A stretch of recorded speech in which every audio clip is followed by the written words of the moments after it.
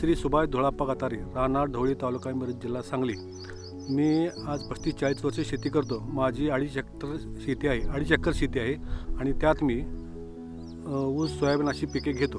मी प्रथम पीक विमा काढत नव्हतो आणि त्यामुळं माझ्या शेतीचं महापुरामुळं किंवा आणि अतिपावसामुळं तांब्यासारख्या रोगामुळं माझं भरपूर नुकसान होत होतं।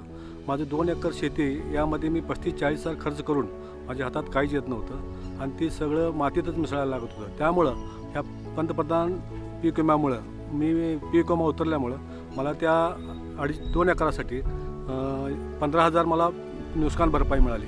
माझं प्रत्यक्षात नुकसान झालं तर 20,000पर्यंत, परंतु पीक विम्यामुळं मला तेवढं तर निदान त्या पंतप्रधान योजनेमधून मला फायदा मिळाला। TV मध्ये जाहिरात बघून आणि पेपरामध्ये वाचून प्रथम मी CSC सेंटरमध्ये विमा उतरण्याबाबत बोललो आणि विमा उतरलो। त्यानंतर मी नुकसान झाल्यावर 14,447 याला कॉल करून नुकसान भरपाईबद्दल माहिती दिली आणि माझ्या इतर मित्रांनासुद्धा मी पीक विमा करायला लावतो, त्यांचाही यामुळं फायदा झाला।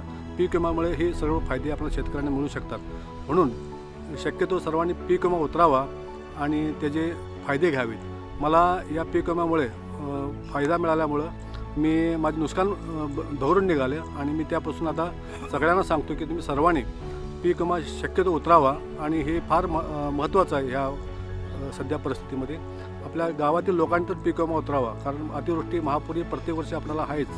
त्यामुळं सर्व शेतकरी बंधूंनी पीक विमा उतरावा अशी मी त्यांना सर्वांना विनंती करतो। जय जवान जय किसान। फसल बीमा से संबंधित जानकारी के लिए हेल्पलाइन नंबर 14447 पर कॉल करें। फसल बीमा कराओ, सुरक्षा कवच पाओ।